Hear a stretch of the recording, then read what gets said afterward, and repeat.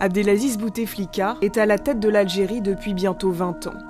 Le 10 février dernier, la présidence a officiellement annoncé qu'il sera candidat lors de l'élection présidentielle du 18 avril.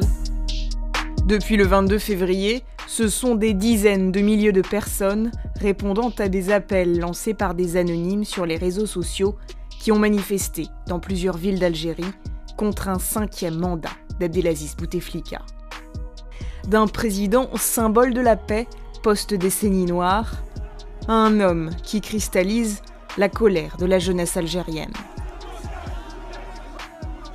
5 choses à savoir sur Abdelaziz Bouteflika. Le destin d'Abdelaziz Bouteflika se confond avec celui de l'Algérie. Ancien combattant dans les rangs de l'armée de libération nationale, il devient, après l'indépendance, ministre de la Jeunesse, des Sports et du Tourisme, et plus jeune ministre des Affaires étrangères du monde à 26 ans, en 1963. Vous avez parlé de putsch.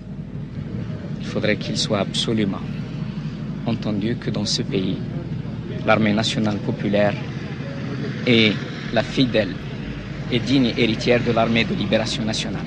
La montée en puissance de ce diplomate habile est stoppée à la mort de son mentor, Ouari Boumedienne.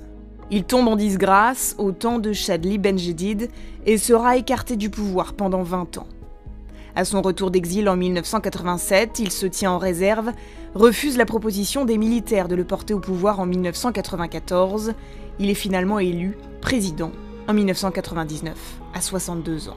Si je n'ai pas un soutien franc et massif du peuple algérien, je considère qu'il doit être heureux dans sa médiocrité, et après tout, je ne suis pas chargé de faire son bonheur bien malgré lui. Je ne suis pas un chercheur de pouvoir, pas plus que quelqu'un qui est atteint de messianisme politique.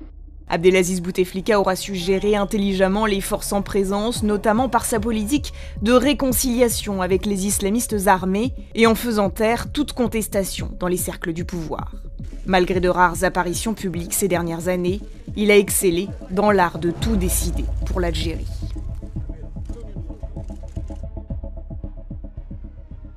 Pour les Algériens, Abdelaziz Bouteflika incarne la paix retrouvée après la décennie noire du terrorisme.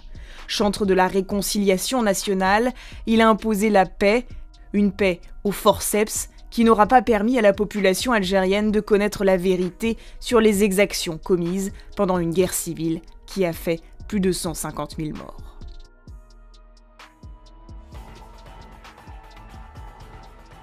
Little Big Man a passé 16 ans à la tête de la diplomatie algérienne. Il se fait remarquer pour son habileté de négociateur en 1961, alors qu'un conflit se présente entre Ouari Boumedienne, alors chef d'état-major général, et le gouvernement provisoire de la République algérienne. Il devient, après l'indépendance du pays, un diplomate redoutable. Son grand fait d'armes, avoir fait libérer les 42 personnes prises en otage par le terroriste Carlos à Vienne lors d'un meeting au siège de l'OPEP, l'organisation des pays exportateurs de pétrole.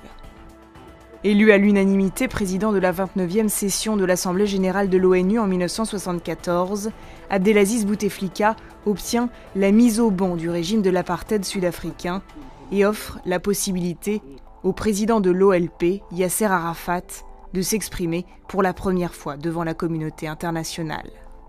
Dans les années 60, bénéficiant de l'écho de la révolution algérienne, il est le porte-voix des tiers-mondistes et fait d'Alger une sorte de capitale des révolutions. Depuis l'indépendance, Abdelaziz Bouteflika a montré à la France un double visage. Il est devenu un habitué de l'Élysée, de Matignon ou du Quai d'Orsay. Pendant sa traversée du désert de 1979 à 1987, il avait choisi notamment la France comme lieu d'exil. Aucun de ses prédécesseurs n'avait entretenu des liens aussi étroits et longs avec l'ancienne puissance coloniale. Mais Bouteflika n'hésitera pas à l'affronter régulièrement. La neutralité de la France n'était pas une neutralité active en faveur de la paix et que peut-être pour être moins prudent, qu'elle était même active dans l'autre sens. La colonisation au siècle dernier nous a ouvert à la modernité.